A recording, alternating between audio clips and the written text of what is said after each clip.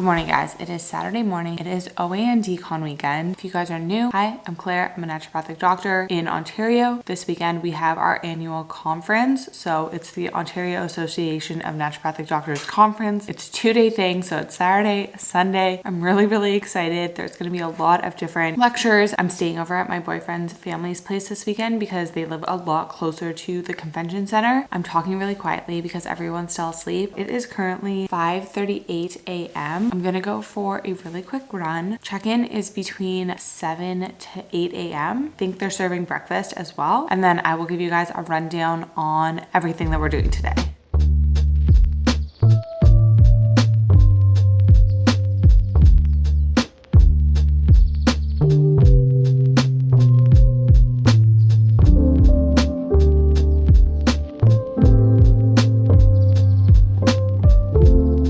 Okay, good morning, guys. I just got back from my run and I showered. I just did an easy 6K and now I'm getting ready to go to the conference. I pulled up, they had us download an app. So I'll give you guys the itinerary for today. Check-in starts at 7 and then the full conference starts at 8. And then I think it goes until 4 and then there's a happy hour. And then I got invited to the NFH dinner. So I'm gonna go to that after. So we have registration from 7 to 8 and I think they're serving breakfast as well. And then at 8, we have naturopathic core treatments, how modern science support what we've always known. And then we have a lecture, current affairs, naturopathic medicine in Ontario. So that's probably going to be an update of scope of practice, what's going on there. And then we have the morning break and trade show. Then at 10:30, we have Do No Harm, unpacking unconscious bias and inequity in clinical encounters. Then we have lunch and another trade show. At 1:30, we have Beyond Supplements, supporting patients' mental, emotional, and spiritual health, which you guys know I'm a huge advocate of. Of course, we can treat the physical body. Of course, we can treat blood work and what's going on in your body. But I do think that we also have to take into account your own human experience and spiritual health and all of those kind of things. Trapped trauma in the body. It's all real. And then we have an afternoon break show. Then I think in the afternoon, you had to pick what one you want to go to. There's a bunch of different lectures. There's one on PCOS. There's one on physical medicine. There's one on painkillers and osteoarthritis. And there's ones on pandas and pans. I can't remember which one I signed up for. I think that I signed up for the PCOS one. Just looking at all the options, I feel like that's what I would, because to be honest, I don't do a lot of pandas and pans. And then I don't do a ton of physical medicine. I feel like I see a lot of PCOS because I see a lot of metabolic health. So I probably picked the PCOS lecture. And then we have the happy hour and mix and mingle. And then I got invited to the NFH dinner. So I'm going to go to that after. So that is the plan for today. It's going to be a full day. I think I'm going to stop off and grab a coffee on the way. But yeah, I'm going to take you guys along. I'll try and get as many clips as I can. Probably won't talk to the camera because I feel like I'm going to get home really late tonight. And I don't like talking to the camera and I'm there. I still feel so self-conscious about it. I will take you guys along, get as many clips as I can. I'll probably debrief tomorrow morning and then I'll do a big debrief at the end of the weekend. So let's go.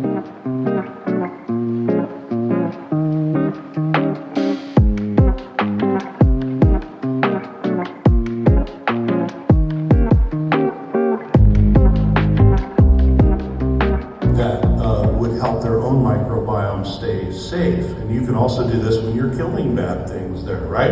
If you look and you read enough of the papers and kind of cross them over, we're not probably giving enough of our chronically ill people enough binding substances. If you go to any indigenous diet anywhere in the world, the base herbs and spices they use to preserve their food and to flavor their food turns out to be what? They're anti-biofilm. And so just by naturally keeping the food from killing them, they're also adding a biofilm disruption. So these 8 areas, if the case stalls, these are the things I look at and think maybe something's changed in their gut, maybe something's changed in their endocrine system, maybe there's infections, whatever. Get the point.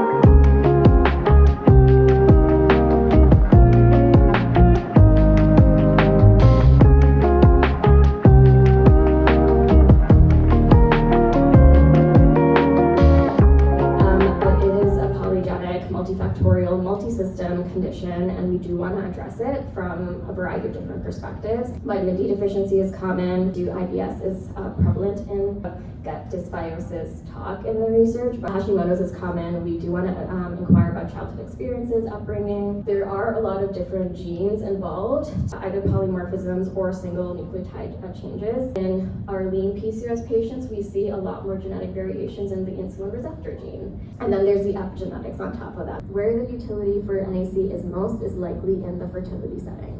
Anything that if you're working with hyperandrogenism and hirsutism, the recommendation actually is to try it out for 6 months before you move on.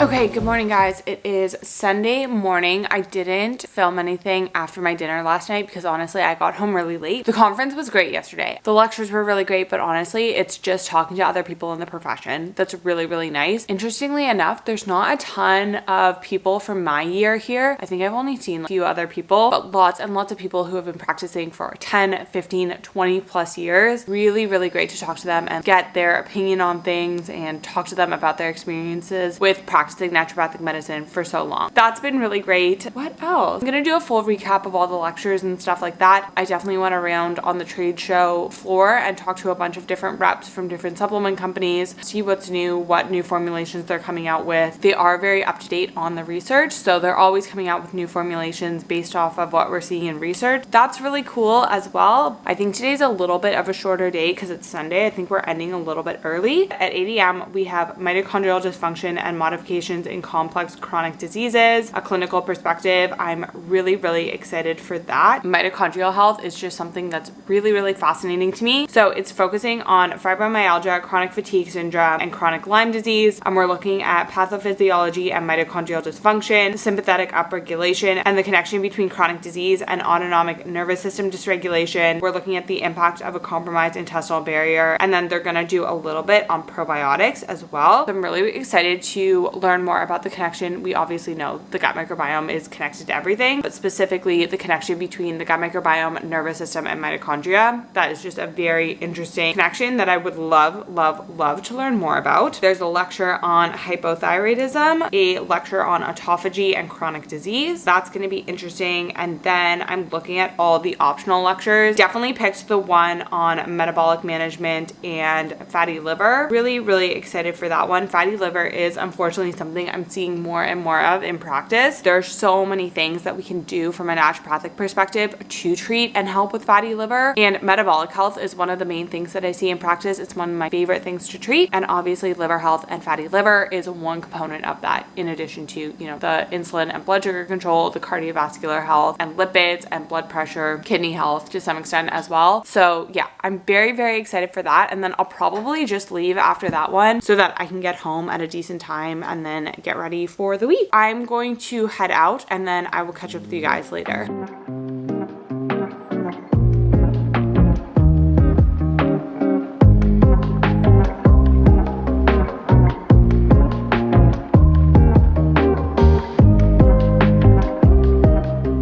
So these mitochondria are like it. They produce all the electricity that drives everything in our bodies. The two most important elements in life, the mitochondria and the gut microbiome. There is something there because those two things communicate with each other. Fatty acid oxidation, lipids can go inside the mitochondria. This is where the idea that dementia is a type 3 diabetes. There's also heme being produced in the mitochondria. So there's a lot of things that the mitochondria does outside of producing energy, related to hormones, related to movement, related to everything. And so protein is the only thing that your DNA makes. So 25 grams of protein in the morning. The other product that I often give is ubiquinol. It's electron. Remember, ubiquinol is, you need that electron. The other thing is acetyl L-carnitine. You guys are all familiar with acetyl L-carnitine. What does it do? It carries essential fats inside the mitochondria, so it's a carrier. Can we increase the levels of antioxidants?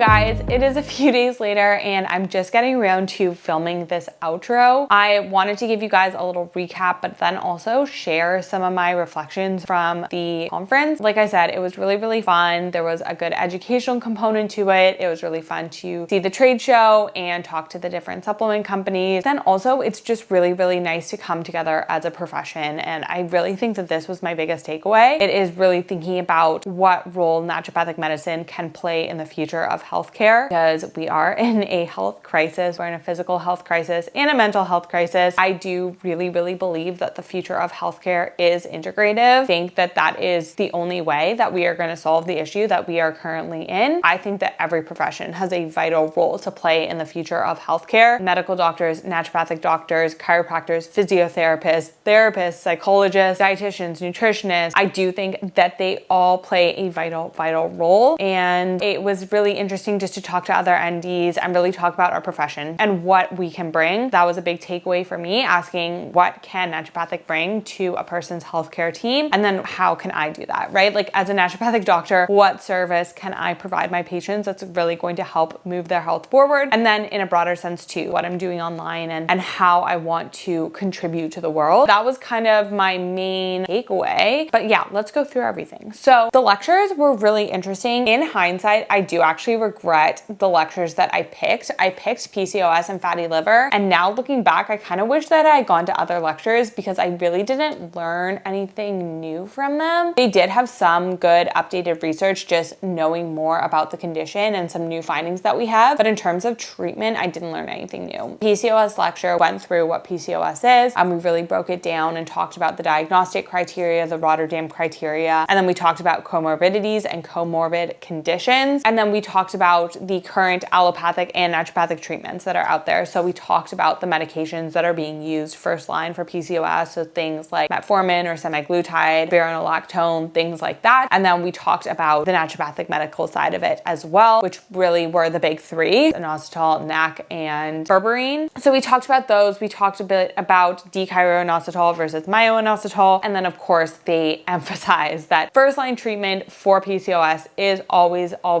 going to be diet and lifestyle. And I always say that PCOS truly is a metabolic and inflammatory condition that impacts hormones. We want to make sure that we are approaching lifestyle in that way, right? So that we're addressing the metabolic and the inflammatory aspect of PCOS through diet and lifestyle. So that was really interesting. And then the metabolic fatty liver lecture was again very interesting. I see a lot of metabolic health in my practice, so it's something that I really like to treat. And we basically just went through current research when it comes to metabolic fatty liver, how we're really moving away from calling it non-alcoholic fatty liver because the role that metabolic health plays in the development of it. Talked about the different stages, and then we also talked a little bit about treatment options for metabolic fatty liver. So that was interesting, but like I said, in hindsight, I wish that I had gone to other lectures. Honestly, looking at the schedule, on the first day, I should have gone to Moving Beyond Painkillers, Natural Therapies for Osteoarthritis. And then on the second day, I should have gone to Lesions and Adhesions and Managing Inflammatory and Immunological Uterine Disorders, just because I think that I could have learned more. I think that osteoarthritis and pain management is one of my weaker spots in practice, and I should have gone to that because I think that I could have learned more. And same thing with inflammatory and immunological uterine disorders. I think that that is something where I personally could have learned a lot more. I think the lectures are available online, so I'm gonna try and watch those, but especially the uterine disorders, things like fibroids, endometriosis. There is so much that we can do for those conditions. So I really wish that I had gone to those. And I did look through the slides, especially for the fibroids and the endometriosis lecture, and they really went through the pathophysiology of it and the liver's role in it, and also cytokines and all of those things. And I wish that I had gone to that one just because I think that I could have learned a lot more. That's a lesson for me. I think that sometimes we just want to focus on the things that we're good at and the things that we're really comfortable in, where actually focusing on our weakest points can actually move the needle so much more. And that goes for your health as well. That especially goes for your health, right? We like to focus on the things that we're really good at. We're actually focusing on our weakest areas is what's going to move the needle forward the most, but that is also the most uncomfortable. And then the other lectures were really good. I thought the one on autophagy and mitochondrial health were really interesting. And then in terms of the trade show floor, it was really good. I came home with a bunch of different samples, so I'm excited to give some products a try. I did see some of my supplement reps there. So it was really nice to just talk to them about different formulations and different products, what they're seeing in the research and how they're utilizing what they're seeing in product formulation. I think that that's really fascinating, and that was just something that I kind of got to nerd out on while I was there. And then the biggest takeaway for me was just talking to other people in the profession, stepping back and asking ourselves what direction the profession is going and what role we want to play in healthcare in the future. Because I do think that naturopathic doctors can play a very, very important role in health. I think that our current healthcare model is just not set up for the world that we're living in. We have seen rapid change in the last 40 to 50 years in society, in culture, in just the way that our world is set up. And the current healthcare model is still kind of set up for the health issues that we were facing 30, 40, 50 plus years ago, where now we are facing a whole bunch of different issues. And that stems from a lot of different things. I can talk about environmental mismatch until the cows come home, but I do really think that focusing on just tackling that in your day-to-day life will move the needle so much. And if this is the first time you're hearing about environmental mismatch, I talk about this a lot, but there are different ways that society and culture and our way of life have changed that now really harmed our health. When it comes to our food system, we've seen the rise in ultra-processed food and the harm that that does on our health. But even when it comes to whole foods, the farming practices have changed. We are seeing nutrient soil depletion. We're seeing factory farming when it comes to meat. And that just makes sourcing our food well, eating locally, eating seasonally even more important. When it comes to our lifestyle, we've manufactured movement basically out of our day, right? We have cars, we have escalators, elevators, things like that. The Industrial Revolution even took out a lot of manual labor. So many of us work sedentary jobs,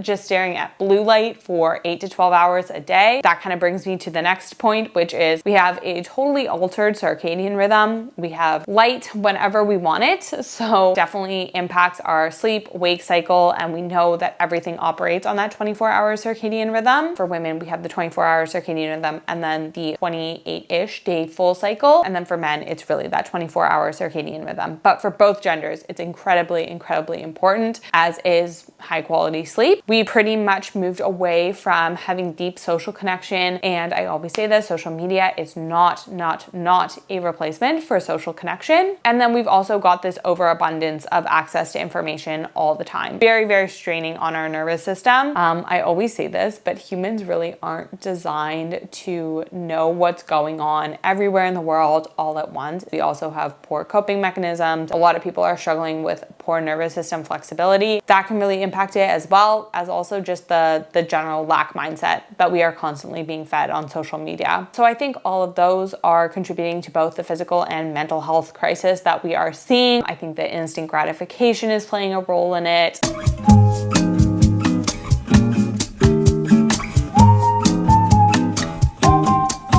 Right? It's a multifactorial issue. I think that that's the root of it. And I think that humans don't love multifactorial things. We like for there to be one solution to one problem, and there is no one solution to the healthcare problem. It's a multifactorial thing. It's going to be rooted in diet and lifestyle. Integrative care is going to be the future. One thing that I've started doing in my visits is asking my patients about their healthcare team, whether that just be like me and their GP, or if sometimes they are coming in after seeing a bunch of specialists like endocrinologists, rheumatologists, gastroenterologists, things like that. But then sometimes they're also seeing a therapist and an acupuncturist and a physio or an osteopath. And that's great. The more integrative your care can be, the better the health outcome. Anyway, I am going on a rant.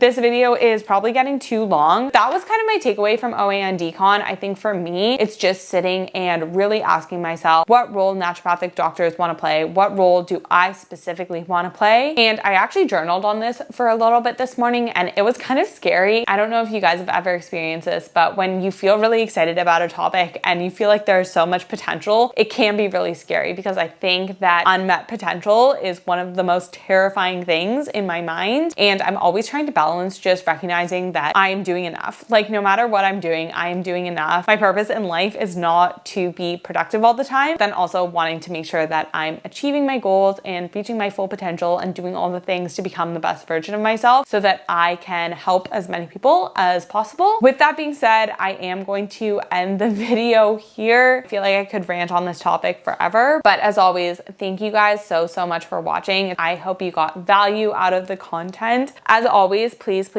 let me know your thoughts, your feedback in the description box below. If anything in the video resonated with you, if anything in the video caught your eye and you want to hear or learn more about it, definitely let me know in the comments down below. If you're new here, make sure to subscribe. We would love to have you here every week. If you did enjoy the video, give it a thumbs up. It really helps out the channel, and I will see you guys in the next video. Bye.